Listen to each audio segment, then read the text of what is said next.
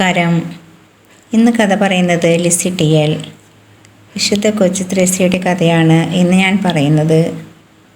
സ്വർഗത്തിനായി വൻ നേട്ടങ്ങൾ കൊയ്ത ഒരു സാധാരണ പെൺകുട്ടിയുടെ ജീവിത കഥയാണ് അവർ ലേഡി ഓഫ് സോറോസ് ഒരുക്കുന്ന പ്രകാശധാര എന്ന പ്രോഗ്രാമിൽ നമ്മൾ പങ്കുവയ്ക്കുന്നത്.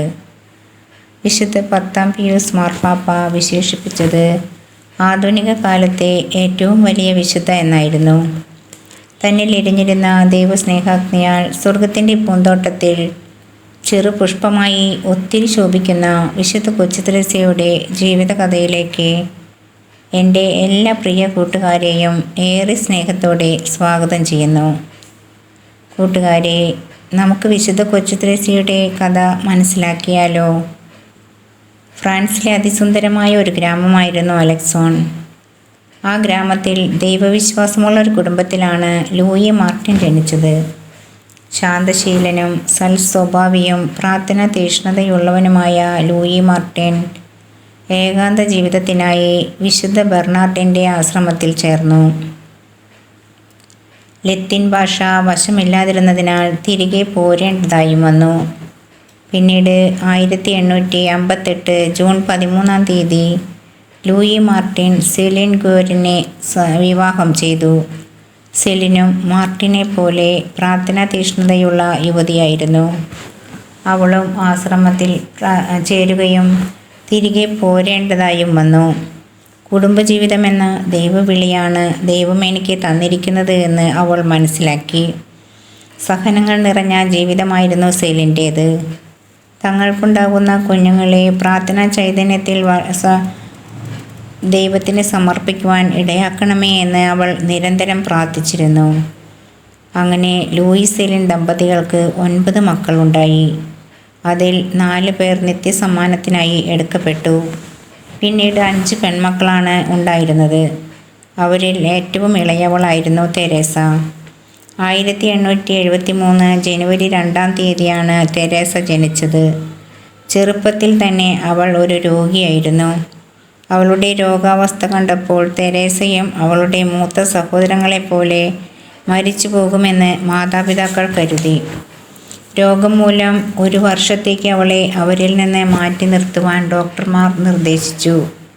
1 വർഷം കഴിഞ്ഞപ്പോൾ അവൾ സൗന്ദര്യവും ആരോഗ്യവുമുള്ള കുട്ടിയായി തിരിച്ചു വന്നു. പലപ്പോഴും അവളുടെ ജീവിതത്തിൽ രോഗങ്ങൾ വന്നുകൊണ്ടേയിരുന്നു. 4 ചേച്ചിമാർക്കും തെരേസയെ വളരെ ഇഷ്ടമായിരുന്നു. ഏറ്റവും ചെറിയ കുട്ടിയായിരുന്നതിനാൽ കൊഞ്ചിച്ചും ലാളിച്ചും ആത്മീയ കാര്യങ്ങൾ പറഞ്ഞുകൊടുത്തുമാണ് അവളെ ചേച്ചിമാർ വളർത്തിയിരുന്നത്. ഉറ്റ കൂട്ടുകാരെ പോലെയാണ് അവർ വളർന്നത്. അമ്മയോട് അതിരറ്റ സ്നേഹമായിരുന്നു തെരേസയ്ക്കുണ്ടായിരുന്നത്. അമ്മ തൻ്റെ മക്കളെ പ്രാർത്ഥനാ ചൈതന്യത്തിൽ വളർത്തിക്കൊണ്ടുവരുവാൻ ശ്രദ്ധിച്ചിരുന്നു. തെരേസയുടെ 4-ാമത്തെ വയസ്സിൽ അമ്മയ്ക്ക് അർബുദരോഗം ബാധിച്ച് 1877 ഓഗസ്റ്റ് മാസം 28-ന് ദൈവസന്നദ്ധിയിലേക്ക് എടുക്കപ്പെട്ടു. അമ്മയുടെ വേർപാട് അവരെ വളരെയധികം വിഷമിപ്പിച്ചു.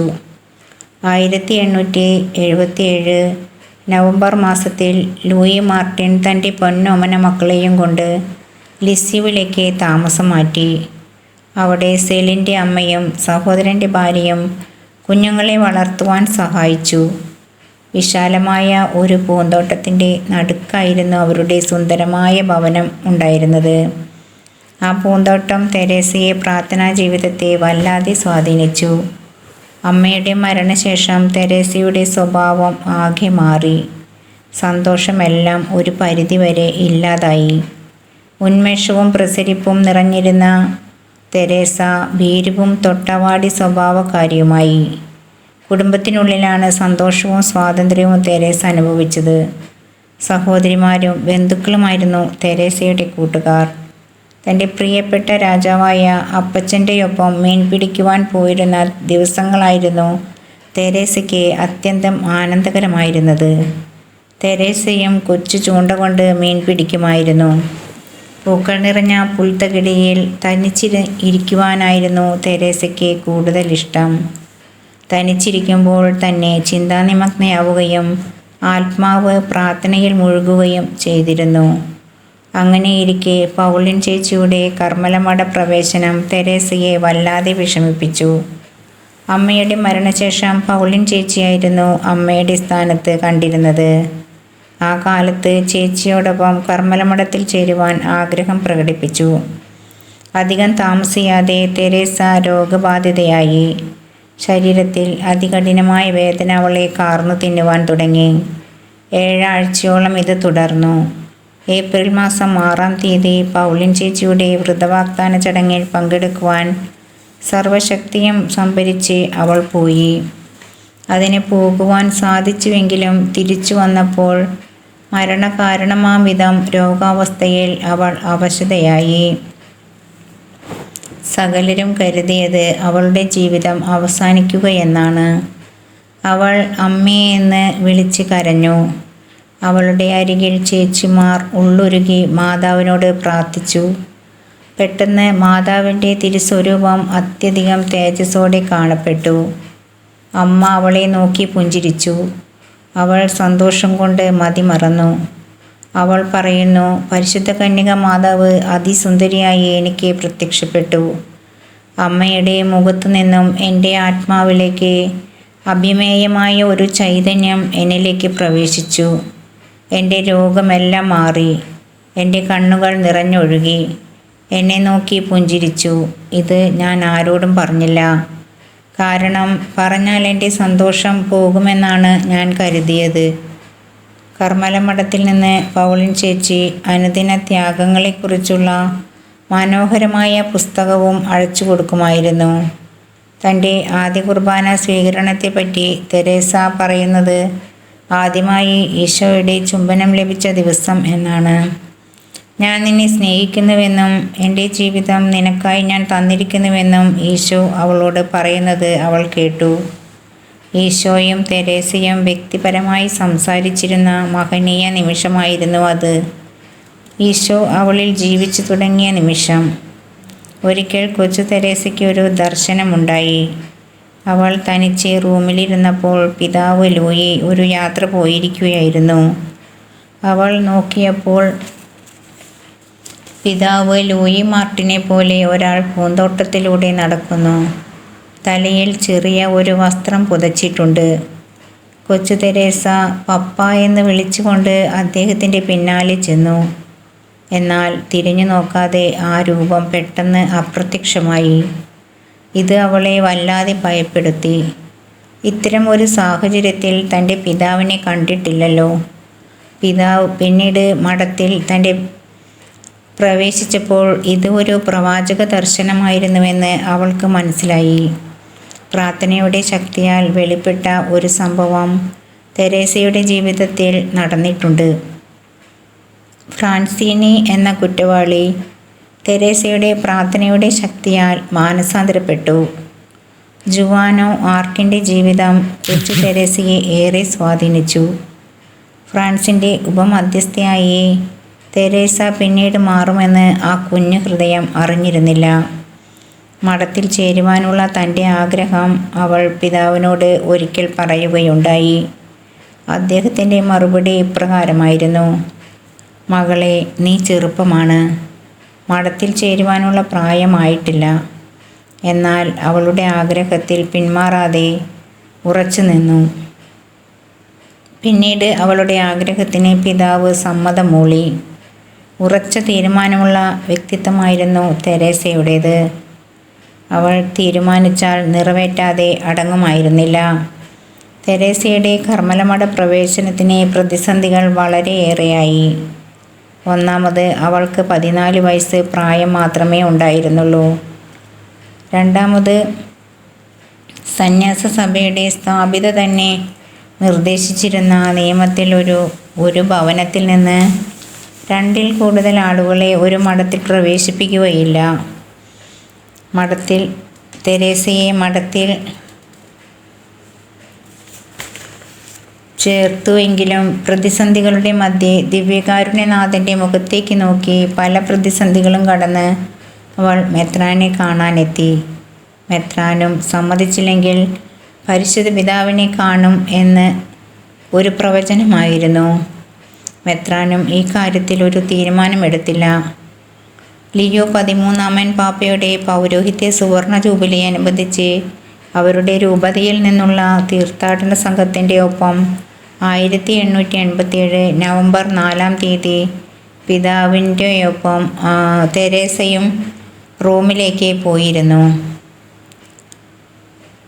തീർത്ഥാടനത്തിൽ ലിയോ 13 പാപ്പയെ നേരിട്ട് കാണുവാൻ അവർക്ക് ഒരു അവസരം ലഭിച്ചു. സന്ദർശകരെ സ്വീകരിക്കുന്ന സമയം വന്നു. ലിയോ 13 പാപ്പ സിംഹാസനത്തിൽ ആരൂഢനായി. സന്ദർശക സമയം നീണ്ടുപോയിരുന്നതിനാൽ പരിശുദ്ധ പിതാവ് അവശനാണ്, ആരും പിതാവിനോട് സംസാരിക്കരുത് എന്ന് നിർദ്ദേശം വന്നു.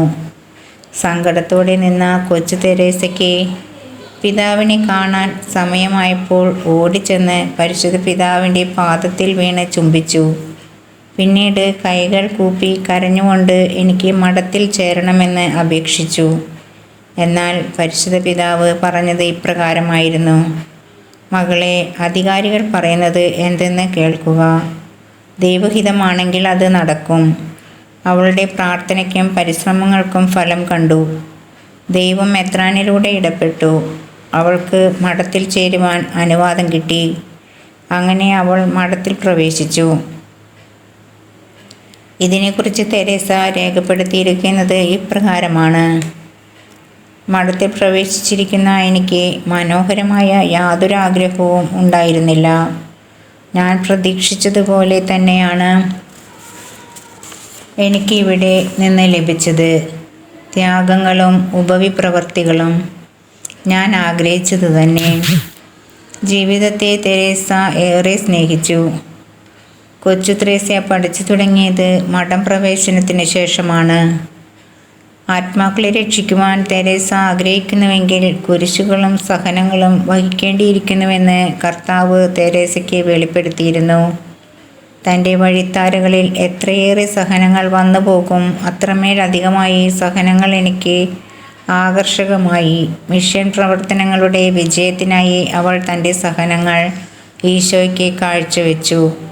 അനേകം പുണ്യപ്രവർത്തികളിലൂടെ കൊച്ചു ത്രേസ്യ തന്നെ പുണ്യമുള്ളവളാക്കി. എല്ലാ പ്രവർത്തനങ്ങളിലും അവൾ സ്നേഹത്തിൻ്റെ വഴികൾ കണ്ടെത്തി. കൊച്ചു ത്രേസ്യയുടെ പൗളിൻ ചേച്ചി കർമ്മല മഠത്തിൻ്റെ അധിപയായി. പിതാവായ ലൂയി മാർട്ടിൻ്റെ മരണശേഷം സെലിൻ ചേച്ചിയും മഠത്തിൽ ചേർന്നു. കൊച്ചു ത്രേസ്യയും സഹോദരിമാരും കൂടി കുട്ടിക്കാല കഥകൾ പറഞ്ഞുകൊണ്ടിരിക്കുകയായിരുന്നു.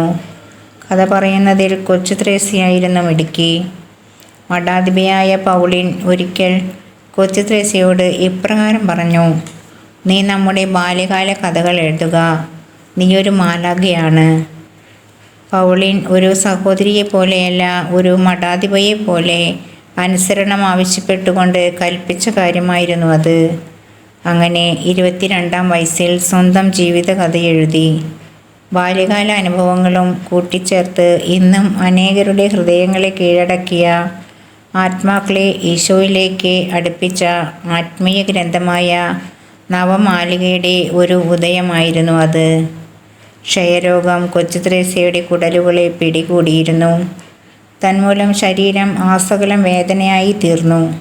എങ്കിൽ പോലും കൊച്ചു ത്രേസ്യ ഇതൊക്കെ ക്രിസ്തുനാഥന് വേണ്ടി സഹിച്ചു. ധൈര്യസമേതം എല്ലാ വേദനകളും സഹിക്കുവാൻ അവൾ തയ്യാറായി.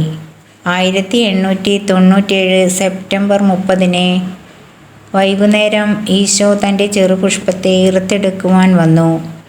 അവൾ ക്രൂശിത രൂപത്തെ നോക്കി ഇപ്രകാരം പറഞ്ഞു: ഓ എൻ്റെ ദൈവമേ, ഞാൻ അങ്ങയെ സ്നേഹിക്കുന്നു എന്ന് പറഞ്ഞ് നിത്യസമ്മാനത്തിനായി എടുക്കപ്പെട്ടു. കർമ്മല മഠത്തിൻ്റെ 4 ചുവരുകൾക്കുള്ളിൽ ആരും അറിയപ്പെടാതിരുന്ന ആ ജീവിതത്തെ 1925 മെയ് 17 തിരുസഭ വിശുദ്ധ കൊച്ചു ത്രേസ്യ എന്ന് നാമകരണം ചെയ്തു. 1927 ഒരു അഖിലലോക മിഷൻ്റെ മധ്യസ്ഥയായും 1997 ഒക്ടോബർ 17 ജോൺ പോൾ രണ്ടാമൻ പാപ്പ വേദപാരംഗതയായും പ്രഖ്യാപിച്ചു. തൻ്റെ സഹനങ്ങളെ ലോക മിഷൻ പ്രവർത്തനങ്ങൾക്കായി കാഴ്ചവെച്ച ഈശോയുടെ ചെറുപുഷ്പമായി ഒത്തിരി ശോഭിക്കുന്ന വിശുദ്ധ കൊച്ചുത്രേസ്യയുടെ ജീവിതകഥ ഇവിടെ പര്യവസാനിക്കുന്നു. ഈശോയുടെ കയ്യിൽ നിന്നും അനുഗ്രഹം നേടിയെടുക്കുവാൻ വിശുദ്ധ കൊച്ചുത്രേസ്യയോട് നമുക്കും പ്രാർത്ഥിക്കാം. എല്ലാവർക്കും കഥ ഇഷ്ടമായോ? വേറൊരു കഥയുമായി നമുക്ക് വീണ്ടും കാണാം. Thank you. ഈ പ്രോഗ്രാം നിങ്ങൾക്ക് ഇഷ്ടമായാൽ വീഡിയോ ലൈക്ക് ചെയ്യൂ, ഷെയർ ചെയ്യൂ, ചാനൽ സബ്സ്ക്രൈബ് ചെയ്യൂ. ഞങ്ങളുടെ ഏറ്റവും പുതിയ വീഡിയോ നിങ്ങൾക്ക് നോട്ടിഫിക്കേഷനായി ലഭ്യമാകുവാൻ തൊട്ടടുത്തുള്ള ബെൽ ബട്ടൺ കൂടി എനേബിൾ ചെയ്യൂ. Thank you for watching.